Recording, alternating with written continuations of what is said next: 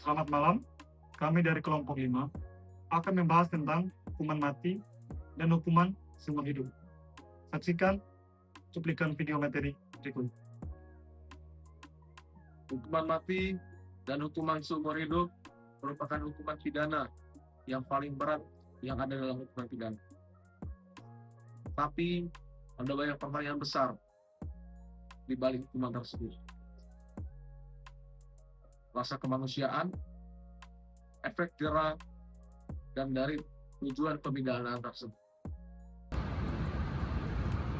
Secara hukum, hukuman seumur hidup berarti pemberian penjara pada pelaku kejahatan yang dilakukan selama sisa umurnya ataupun sisa hidupnya atas dasar kejahatan yang dilakukannya tanpa ada batasan waktu tertentu. Sedangkan hukuman mati adalah pencabutan nyawa yang dilakukan oleh negara atas dasar kejahatan berat yang telah dia lakukan, seperti pembunuhan berencana. Keduanya sama-sama memiliki tujuan yang sama, yaitu memberikan efek jera. Tetapi dalam dimensi masyarakat, keduanya memiliki pro dan kontra. Salah satu kontranya yaitu antara moral dan pelanggaran atas hak asasi manusia. Sistem pemidanaan modern menyeimbangkan hukuman dan kemanusiaan.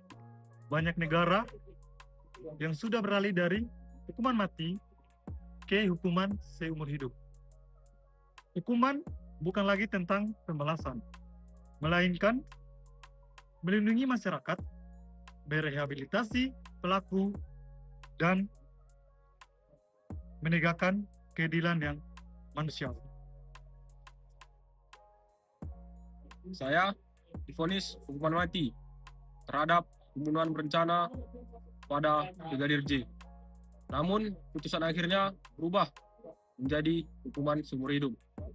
Hal tersebut menjadi pertanyaan publik. Apakah keadilan tercapai jika pelaku tetap hidup di balik jeruji penjara? Kasus ini menjadi contoh nyata bagaimana hukum menyeimbangkan rasa kemanusiaan dan keadilan. Hukuman mati dan seumur hidup diatur oleh Kitab Undang-Undang Hukum Pidana dan Undang-Undang Nomor 22 Tahun 2022 tentang Pemasyarakatan. Narapidana seumur hidup tetap mendapatkan program pembinaan dan kegiatan refleksi untuk menjaga kesetaraan hukum dan produktivitas.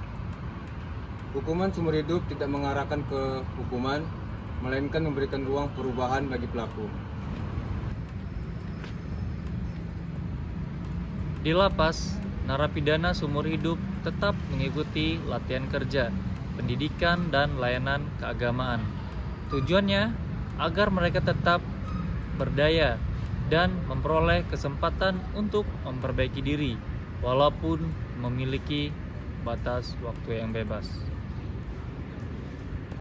Penelitian oleh Febrianti dan Masyar tahun 2022 berjudul Penjara Seumur Hidup sebagai Pengganti Pidana Mati.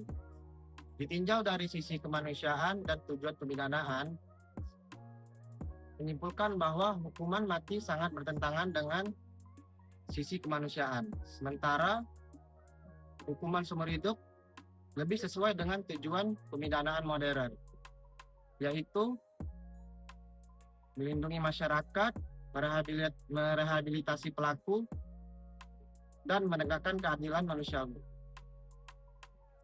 Jika ditinjau dari sisi kemanusiaan dan tujuan pemidanaan, hukuman mati tidak selalu memberikan efek jera yang efektif dibanding hukuman seumur hidup.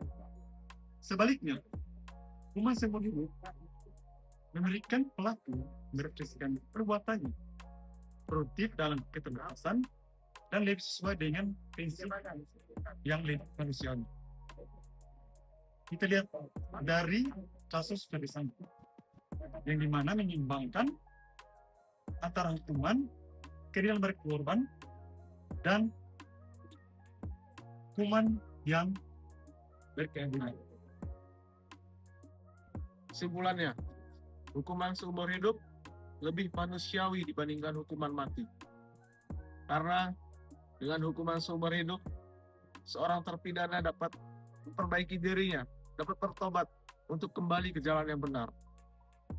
Sehingga hukuman di Indonesia perlu mempertimbangkan antara rasa kemanusiaan dan rasa keadilan dalam setiap putusannya. Terima kasih.